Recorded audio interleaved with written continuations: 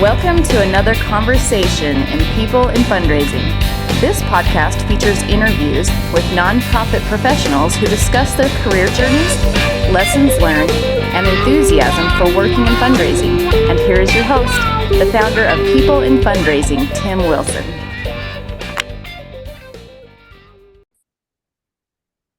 Hello, everyone, and welcome to another episode in Season 4 of the People in Fundraising nonprofit podcast series. I'm very excited to welcome today's guest, Tim Lockie. We got connected through a prior People in Fundraising guest, Nathan Chappelle.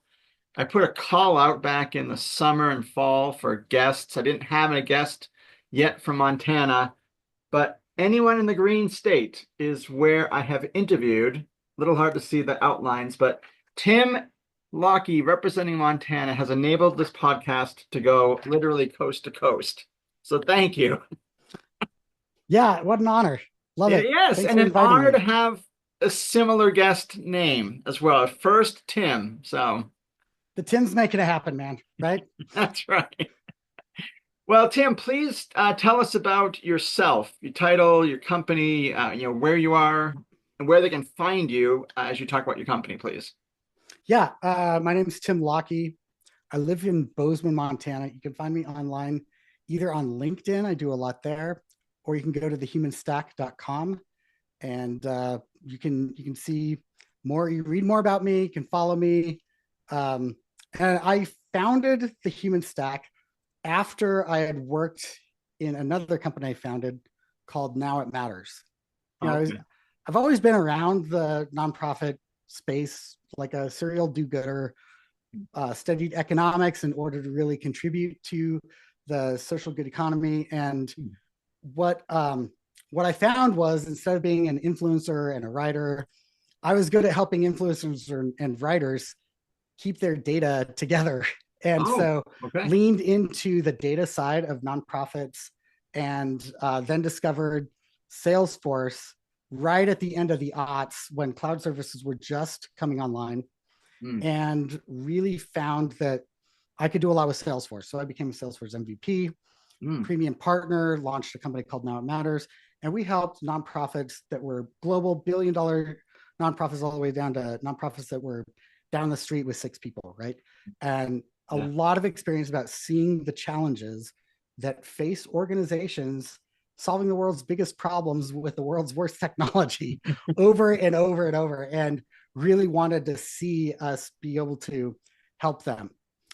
10 years after starting that company, what I found was we were creating more problems when we were implementing, because most of the issues were behavioral, right?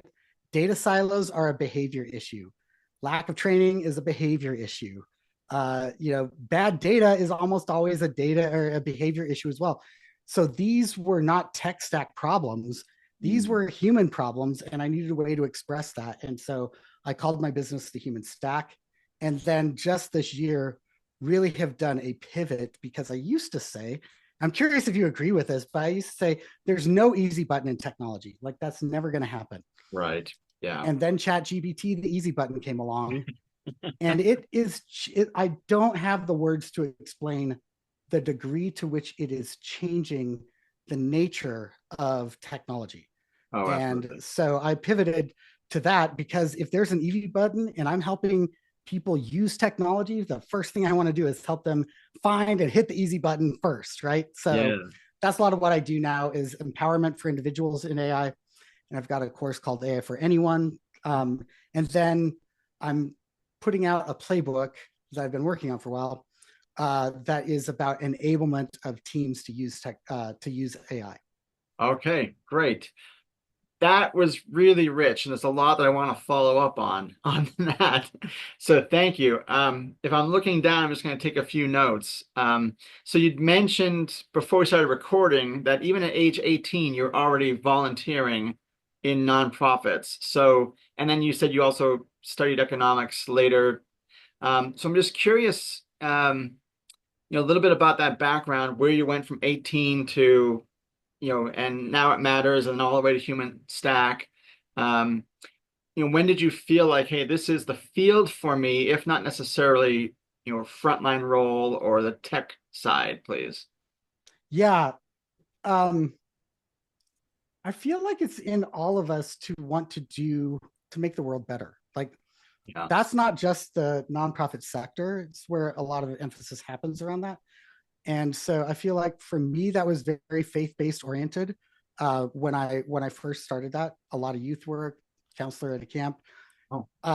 The more I was around the world and got out of Bozeman, Montana, where I'm from originally and still live.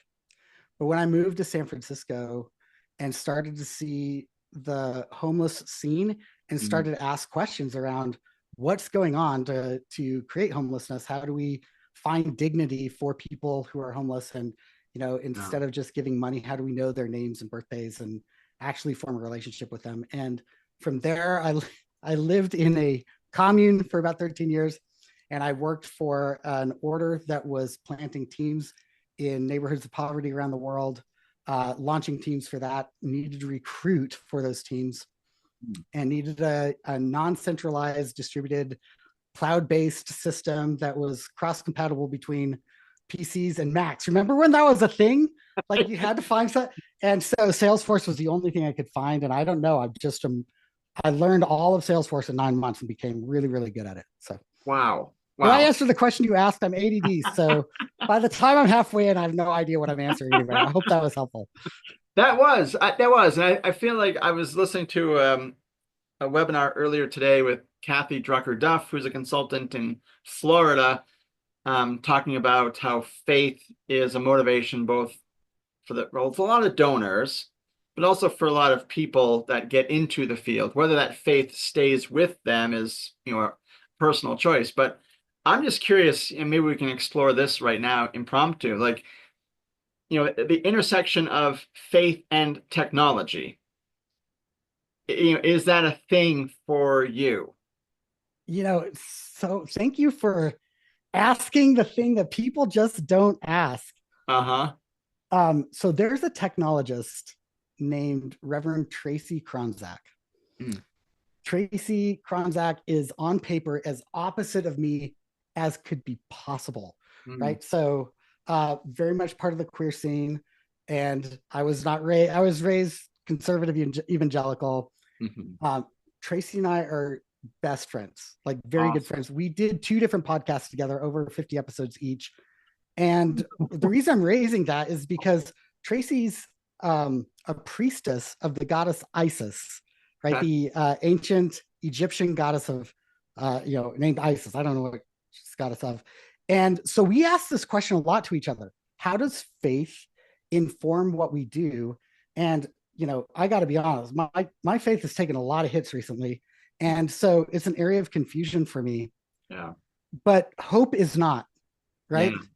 Yeah. And I feel like there is an undeniable spark inside of us that is an energy of some kind. Yeah. And I don't know, like I'm done putting rules around that because it has not worked out for me when I've done that. And I went uber hardcore on that, not in a bad way, but in the best way that you possibly can. And it still didn't roll well for me. And so, yeah, I think I'm figuring that out. People like Kat Landa, who are in the space, very outspoken, amazing person, really professional and very involved in her faith. I look at that. I'm really impressed by that. So yeah, when it comes to technology, the real question becomes, is tech an idol? Is tech a god? Sure. And I think that was a lot easier when it was just Salesforce. It was kind of annoying. Now that it's getting pretty smart, it's a really interesting question. And the answer is no, because the base code of technology is so different than humans. So the base code of technology is just always zeros and ones. It's just trying to answer really, really massive true false statements that are nested. Yeah. The base code of humans, though, is belonging. Yeah. Right. And that's what that energy is related to our base code, just like power for computers, electricity. I don't know what that energy is. I don't know how to define that, but I will say there is something that aligns around humans that is mysterious and beautiful and amazing and so fragile and easy to destroy and also so resilient and will always pop back up. So I don't know. If I understood it, it wouldn't be faith anymore, right? Right. Holy Cow. I love that answer. Thank you for asking. People really, I think we're all afraid to ask, right? I We think are. some questions are dangerous. And so, yeah, no, I appreciate that. And if you're Yeah, not following Tracy Kronzak, oh my gosh, follow Tracy Kronzak, an amazing person. They have taught me so much about life, and my life is so much more rich by knowing them and befriending them. that's awesome. I appreciate that shout out for Tracy. Um, yeah, I feel like as a podcast host, I just, as I'm framing the questions, having done almost 150 of these, I get a little bored of myself. Oh, I'm going to go back and ask this question. So what are, for me, as I'm putting the questionnaire together, like what are some topics that I haven't really covered? And certainly faith is one of those. So I appreciate your answer there. Because yeah, I think you're right. Like belonging and purpose is hardwired into who we are. Absolutely. And interestingly enough, the question for us is in or out. How in a group or out of a group are we? Yeah. And the question for tech is always, true or false. Yeah. And one really interesting thing is that we have to be taught as kids, right? Not to trade truth for belonging. Yeah. Because we'll just hand out like, no. We'll just lie about whatever in order to fit in because belonging is so important to us. And Yeah. I feel like there's something powerful about that we often forget, especially in corporate culture. It's really easy to just look at tech, draw some connections, treat it like it's logic, and forget that behavior does not come from utilitarian forces around getting my job done well. Yeah. It comes from forces of, am I appreciated for the work and my contribution? Yeah. And that part, I think that especially tech companies have done poorly with, very poorly. Mm. So anyway, I don't Yeah. know. I feel like I hope that's helpful. That is helpful. And as you were talking just then, Tim, I saw an Arthur Brooks, social scientist, post. He's at Harvard Business School, Harvard Kennedy School, author, Atlantic columnist, and he posted today on Instagram something about why as people age do they not always but typically gravitate to some type of spirituality, however they define it. And his response is that we're looking for a why. We may have the answers, the facts, the O's and ones of how we've gotten to this Yeah. point. These are the decisions I've made with my free will, my free agency. But what does it all mean? Why am I looking for belonging? Why am I motivated to do and to behave in XYZ way? And for donors, why am I motivated to give? So that was his answer to, literally the why of spirituality. I think that's interesting. Yes, I absolutely 100% agree with that. But there's also, I think that as we have abandoned more formal routines around spirituality, what we've lost is that there's a way that our behavior is formed by the group that we are with. Yeah. Right. And so I think that there are behaviors. So I actually worked around monks quite a bit when I was younger, and depending on both the monk and the style, like Benedictines are, they're quieter and usually like smarter, but or more studied, not smarter. Mm.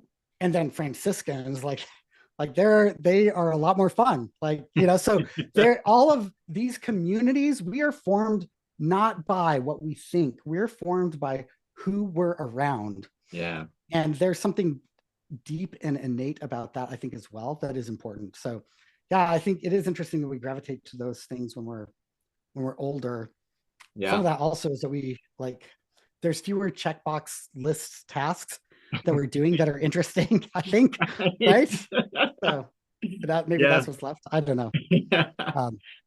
Well, on that theme of forming, as you just mentioned, and also, developing, working on things, I think that's a beautiful segue for your nonprofit AI playbook that you have been working on. I'd love to So I got two questions related to that playbook. One is just what was the impetus for it, the motivation to craft it, and what do you hope people get from that book? And then related will be another follow-up about the nonprofit AI playbook. So the Yeah. motivations and all that. I think the motivation for me is that, like we've been talking about, how we're formed by community. Mm-hmm. A tech stack is a community of technologies that work together for a common purpose. The human stack isn't different. It's a community of people. And so when, when you look at my logo, you can see it behind me. There's a triangle on top, and then there's like the bottom part of that. Yeah. The triangle on top is like the leader that points the way, and the boots on the ground person usually works with them. And what I found over and over is successful implementations and uses of technology always had a key relationship in it with a leader pointing the way and getting resourcing and everything, and a boots on the ground person that knew what they were doing. And the shape of the space between them determined how successful they would be. Oh, cool. Right. So if you just imagine like boots on the ground person, like throw them at an angle, and that is what it looks like if you've got imposter syndrome, right? Yeah. You're not exactly sure, and that affects the space, right? So it's an easy way to think about that. When it comes to technology like AI, it's the easiest technology ever. Like I compare it to the difference between teaching someone to swim, which is like teaching them to adopt a CRM, and teaching someone to hike. Right? There's like, you just need to like go to the woods and a trailhead, and they already know how to walk and breathe, and you don't have to cover any of that stuff, right? So I think that's the difference, is that AI is like that. So I just instinctively I thought I want to teach human stacks, leaders, and boots on the ground people how to use this technology collectively. And I want to empower both of those. I want to empower leaders, and I want to empower boots on the ground, and all people. And so I did an empowerment course, rocked that out in like 30 days, really liked it. It was fun. And then I was like, okay, now time for the playbook.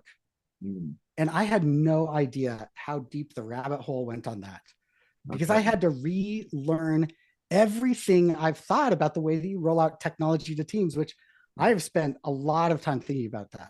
Right. And so I feel like that, and only recently am I really stepping into a place where I feel comfortable now taking teams through that process. And it's interesting. Before, I would really line up some teams to do a lot of work beforehand and continuing on. I've boiled down how I can save a team that's stuck with AI 6 months by doing 6 months of the first 2 steps of the playbook in 4 hours. Oh my goodness. Unstick them. Right. Yeah, exactly. And so, that I'm calling that an activator. And really it is about helping them know why they're blocked and what happens if you can unblock them, and help them make some quick decisions, because they're so worried about making the wrong decisions that they're making no decisions, which is the worst decision. Yes. And so I'm trying to help them see, like, you can't have a policy if you don't know what AI, how it works. You can't know how AI works if you don't have a policy. Like, right. A chicken and egg problem here. And so I've just spent a lot of time really diving in and understanding, how will this work? How will it help people? And it is some of those basics. And then just understanding predictive AI, it commoditized learning. Generative AI is commoditizing language. That's a huge deal for humans. Agentic AI is going to be commoditizing tasks and process. Robotic AI is going to be commoditizing transport and location, right? Like, these are big things, and they're going to be rolling in the next few years. Like, this is not like other technology. Yeah. So the playbook, I'm trying to help teams that would take 12 months to really roll this out. If you did it the way we've rolled out other technology, I'm helping them to roll it out in 5 weeks.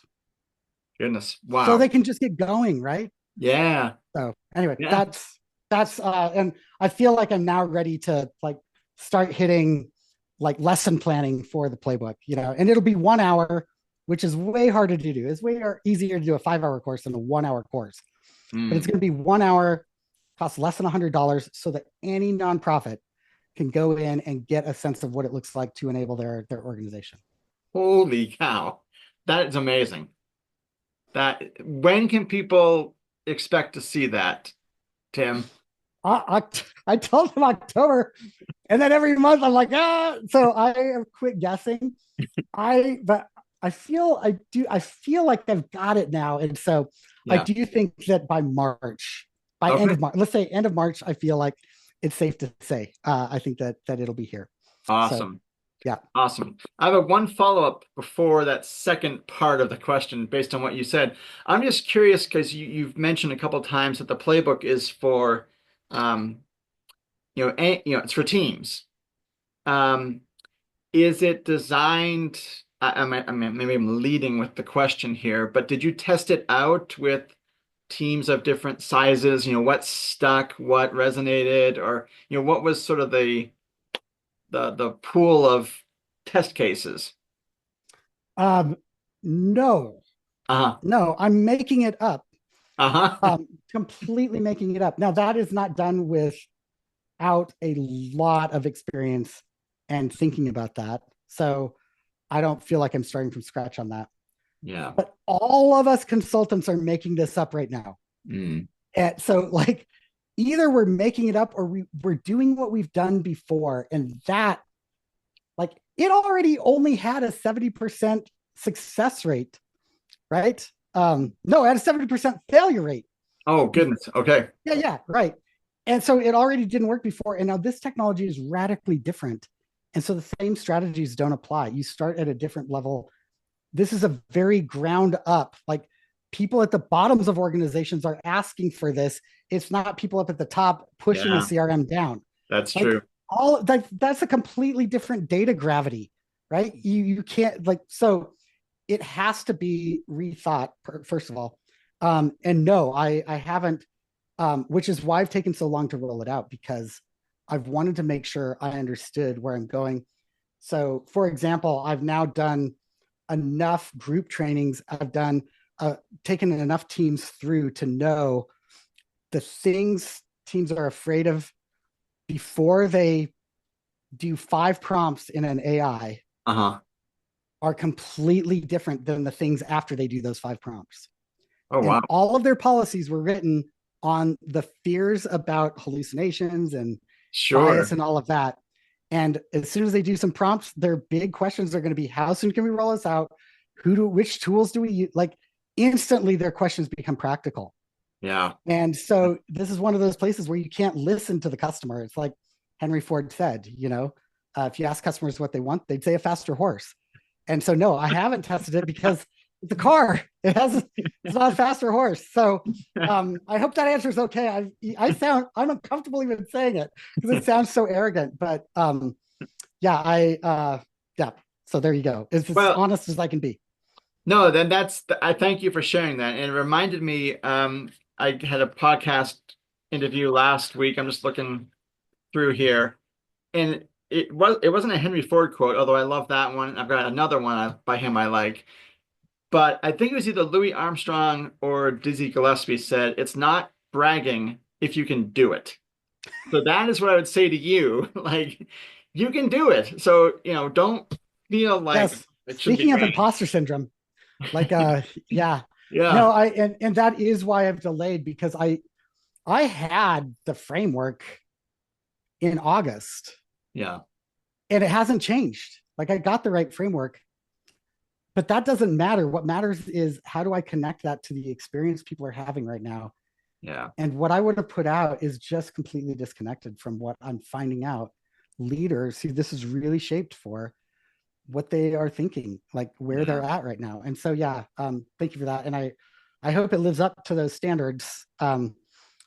So yeah. And Tim, once it is off the runway, where can people find the Nonprofit AI Playbook, please? So I can send you this for the show notes. Thank you. But in our services part of our website, you can go and sign up to waitlist for the playbook right now. So we're already waitlisting people. Awesome. That was set as like hey, for a month we'll do this back in August, I think. So Yeah, so that list has been growing, and I've got a weekly email that if you sign up for that, that you'll be part of that, which is where I'm keeping people up to what's Okay. going on in AI, and then also that. And sorry, I have to add one more thing.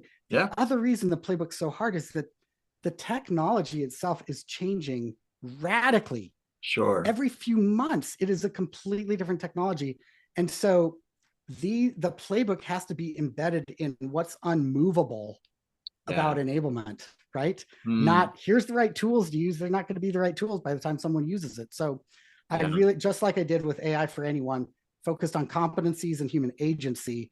This is about here are the things that are not going to shift. If you do these things, no matter what the timeline is, whether it's robotic or agentic, generative AI, it'll still work because these are the core issues. Yeah. That's awesome.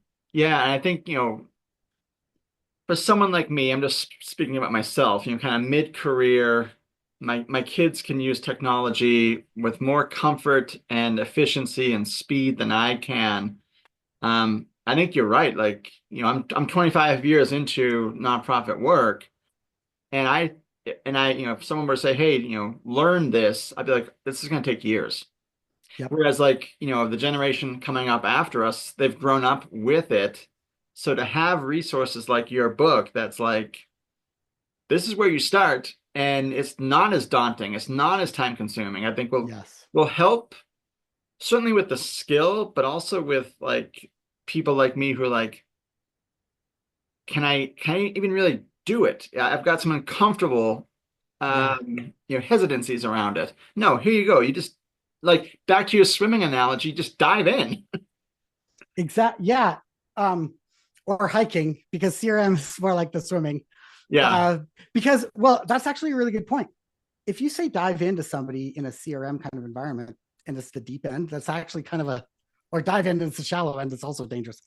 Yeah. But my point on that is this is a curiosity, not a competent, like you don't have to be able to perform at high levels within a data structure.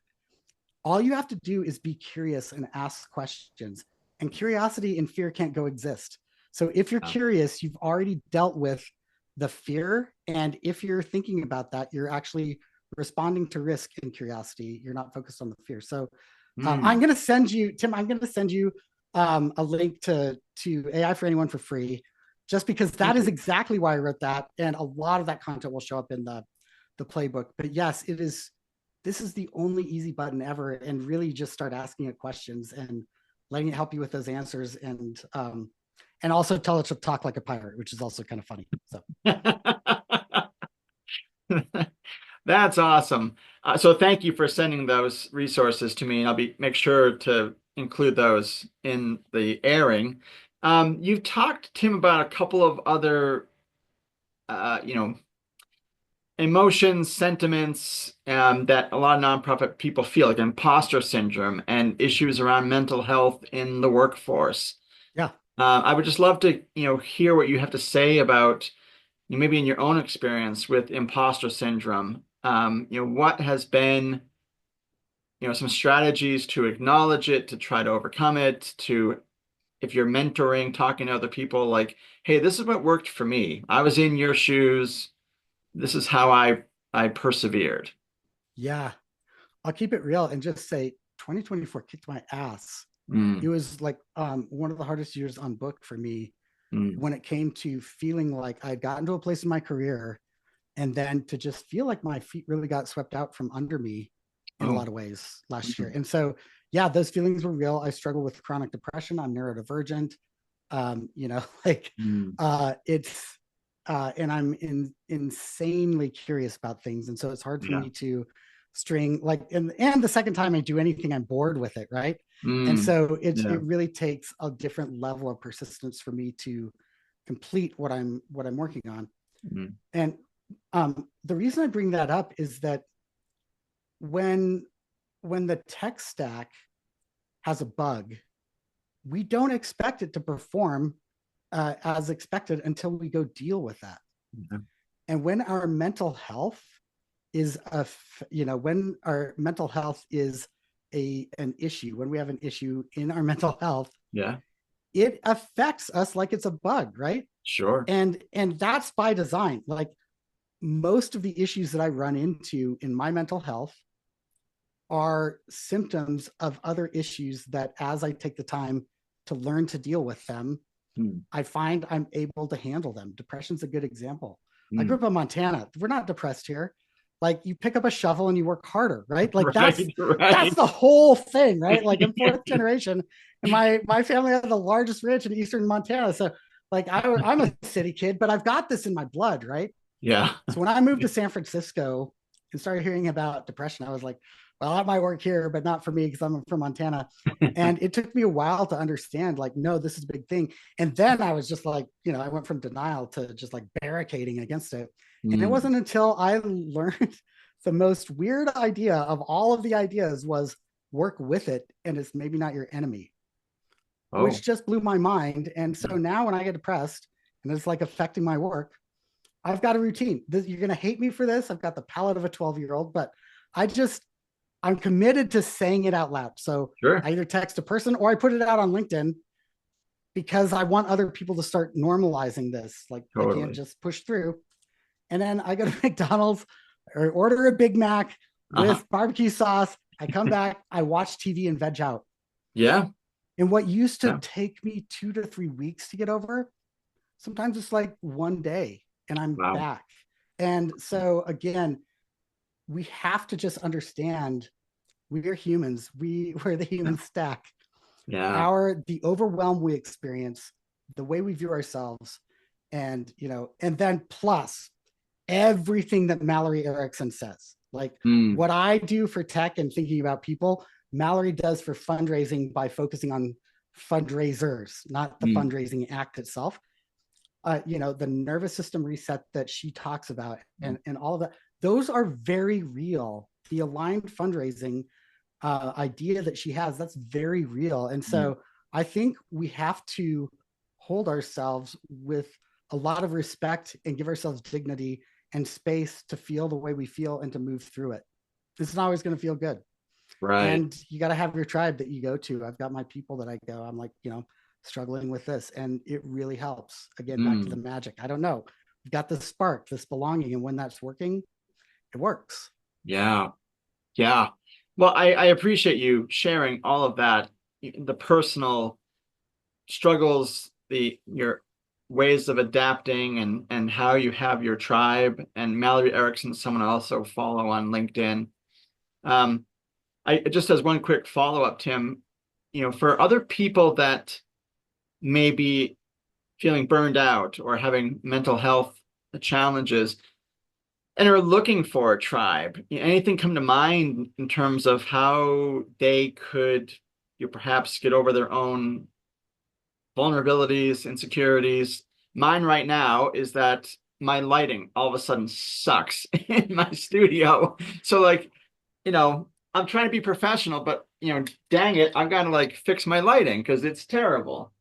Totally. Oh man, the lighting thing, we could have a whole conversation. Yes. I don't know if like it got cloudy over outside, but for people that are looking for their tribe, their community, and are maybe not sure who to turn to, anything come to mind about opening that door, taking that first step, please? Yeah, I mean, first of all, pay attention to what that is. That can either be like, for me, sometimes it's just like a like I'm highly extroverted, but I end up with a social phobia sometimes. It does not make sense, and I don't worry about it making sense. It's just what happens. Yeah. So find out if there's resistance because you're protecting yourself, and then ask if you still need that protection, because maybe that was formed in a time in your life where you needed it, and now you don't anymore. And if you still need that, then find a counselor and talk it through, right? Yeah. Like, and find a smart counselor. Like, find a smart counselor. So that's the first thing I'd say. If you work through that and you're like, nah, I think I just need to know who to connect with. Yeah. Tasha Van Vlack started the nonprofit Hive. This is an amazing community. It is like, Tasha is amazing anyway. So like, Tasha's like an amazing person. And the community that she's created is free. Like, there is no charge for it. And the coolest thing about the way this is structured is you can have a half hour call with a new person every week. Oh, wow. And in that half-hour call, you actually get to talk about who you are. It's not Yeah. a webinar. It's not a, go watch a talking head. It's not listening to a technologist that's boring and droning on. It's you and someone else, and you get to actually meet and interact. Mm. That forms that belonging. And Tasha just is a genius when it comes to community. Mm. And so, yeah, I would say go there. I think that's a really good place to go. So that's my first recommendation on that. I think there are, AFP is also another professional community place where you can get a lot of that input. But when it comes to the psychological safety side of things, I don't think there's anything better than the Nonprofit Hive right now, honestly. That's awesome. Yeah. I just subscribed about 2 or 3 weeks ago to that. Great. Yeah. Awesome. Yeah. Welcome. Thank you. Yeah. And I think that's the beauty of, maybe to kind of wrap up this awesome conversation, it's that sense of belonging we talked about, married with technological advances. Like if, Yes. you Right. know, Yeah, 100%. And let me just go one step further on that, because our industry has been we are so afraid of being like big tech and moving fast and breaking things. yeah, But we're not like Silicon Valley. Like, that's not our bag. Like, we are like slow and perfectionist. Like, we need to actually be aware of where those limits are for us. So I think some of that is part of when I think about the technology side of that.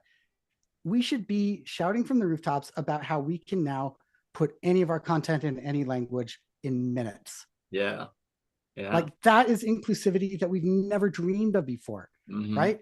Like, that's possible now. We can take someone who is brilliant, whether they're a participant in our, or a donor, and we can capture in a meeting and in transcripts what they're talking about and offer that as dignity back to them and to the community. So ethical storytelling is about creating the right words. And now it's easier to do that. And I feel like we've been so triggered by the risks and the fears and the things that could go wrong. We are blind to what opportunities are created, and we're missing them. Yeah. So anyway, I feel a strong way about that, apparently. Yeah. Yeah. Thank you for asking these questions. I'm on a lot of podcasts, and I feel like, thank you for getting at what's under all of this and going on. I rarely get a chance to talk about this. So I'm really grateful. I mean, you're a Tim, so of course you're awesome. So yeah, thank you. Right back at you. And I think I totally feel similar to you in that sense of that insatiable curiosity, which is why I started this podcast. And I spoke in my church. We have a chance to give a talk once every 18 months, 2 years, whatever. And I spoke back in November, and from the pulpit, my wife's like, "What are you doing?" So I showed her the talk ahead of time, and I quoted a Led Zeppelin song from the pulpit, "Over the hills." Perfect. Whoops. "Over the hills and far away." And there's a line in it that says, "Many times I've wondered how much there is to know." And my wife's like, "Okay, like what does that mean for you?" And I'm like, "I don't even know. It feels like it's limitless." That's a big impetus for me for this podcast is, what are the common threads? Who are we as individuals? Who are we as professionals? What are we struggling with? And you've covered so much of that experience for you today. So I appreciate that, Tim. Yeah, and just because you let me, now I'm going to do it. There's a section in Corinthians that talks about how we can know the unknowable if we are in it together. I'm paraphrasing, and there's a lot of Greek around that, but it's the thing I want to get at there is that only in community is it possible for us to collectively know more than we can know ourselves. I think about it like a brain cell, right? Yeah. The brain cell doesn't know anything, but you put them all together and it knows a lot of stuff. And so I feel like part of the reason for the human stack is exactly that. So I love that that's what you're getting out of. And yes, curiosity is the key to understanding this kind of technology. So I like, you're set up to do really well with this kind of tech, just to say. Well, awesome. Thank you. I'm excited. And I would love to keep talking with you. Maybe I'll have you back on. Great. Yeah. Be Once fun. the playbook launches, that would be really Yes. exciting to hear. Yes. Great. I love the accountability. Like totally fair. Yeah. Okay. April it is. April it is. April, there we go. All right.